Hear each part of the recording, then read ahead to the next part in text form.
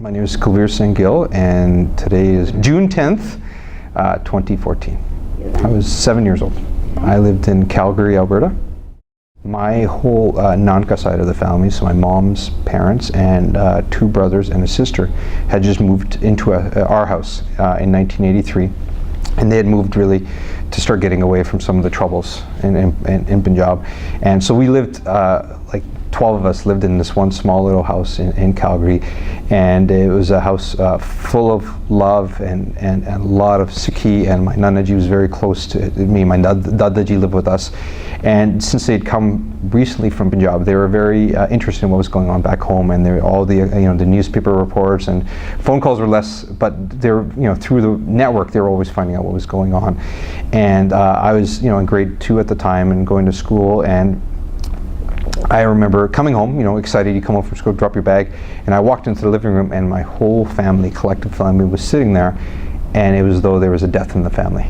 There was just this silence and sniffling and small crying, and I was just a kid, and I thought someone had died. That was my impression, and we had been to Darbar Sahib just a couple of years ago, so I kind of remembered Harmandir Sahib and everything about it. And I remember my mom trying to explain to me in very kind of motherly tones of what happened. But I didn't know that. I didn't know the severity of it. No one knew the severity of it, but it was just this absolute sense of shock and just heart-wrenching sadness that our heart had been ripped out from us, and it was like a death in the family. Soon after that, when we started hearing news of what was happening, the grief soon turned to anger and rage, and it was really interesting that people in our community, Calgary was a pretty small sangha at that time. I think there was one, maybe two gurdwaras at the time. But it didn't matter your level of religious observation. It mattered if you're Amritdhari or not Amritdhari, if you're into Sikhi, not Sikhi. You felt this in your heart, and that rage was translated by everybody. So we started seeing, I remember seeing uncles and aunties who had never ever been involved in any kind of community activity, organizing and marching. I remember my own mom being the one with the megaphone at the demonstrations. Not in Sikhi. My mom was the one that was there. My mom, in her broken English, was the one on TV trying to explain to the media why we were so outraged with what happened. And I felt that she really struggled with it, and I think it was representative of the entire community. It was very much a first generation new Canadians here who had very little interaction with the mainstream at that point. There were very few articulate kind of professional Sikhs who could really speak on behalf of the community.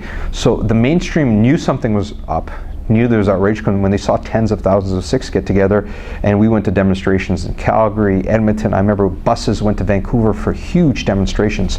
But we really weren't effective in getting our voice out and getting our message heard. And also at the same time, though, the narrative of the Indian government, the Indian state, was so prevailing, and there was a media blackout. So the only information you were getting was from very biased sources. So we didn't really know what was going on.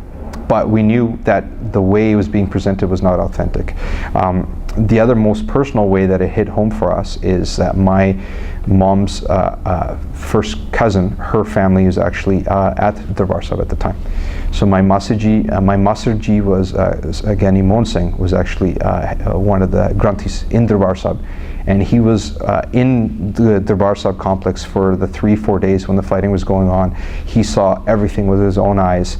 And when he got out, he found out that his 18-year-old son was missing. So Gurjeet Singh Dhillon was picked up in Amritsar during the whole roundup of young Sikhs during that time, and we never knew what happened with him. He disappeared, and it was I think there were a couple of years later that we heard someone who was locked up with him saw him, and he was the one that came back and told our family that he's no longer alive.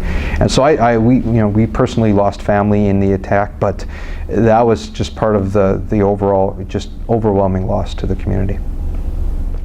I think you could obviously understand the overwhelming anger in the community, and the denial of justice. That, you know, when the state is perpetrating something like this, then who do you turn to for justice? So I remember it was Halloween Day, actually, right? And we had just gone to Halloween. We had gotten dressed up and gone to school, and we came home again. And when we heard the news, there wasn't, I don't want to say it was happiness. It was relief. How could you be happy when someone else dies? But there was a sense of relief and a sense of justice, that someone who had perpetrated something so heinous had really ripped out the heart of the community when there was nothing else that we knew the state was going to do. That individual Sikhs had stood up and answered the call and delivered justice in the way they knew how. That wasn't a happy moment. We didn't distribute sweets. It was, there was none of that sentiment in our community. It was just a sense of, yeah, that's what had to happen. And I think there was, but then slowly when news started trickling about the pogroms and the massacres, there was no sense of anybody's, no one in our community thought that this was spontaneous. There was immediately we knew that this was retribution, that this was planned, that this was not something that was just, you don't have this happening in so many different places, so in such a systematic manner, and then just say it was spontaneous. So we started hearing about the atrocities, but because we didn't have family in Delhi or outside of India, we heard of it, but it was secondhand, whereas what happened in Amritsar was very, very personal for us.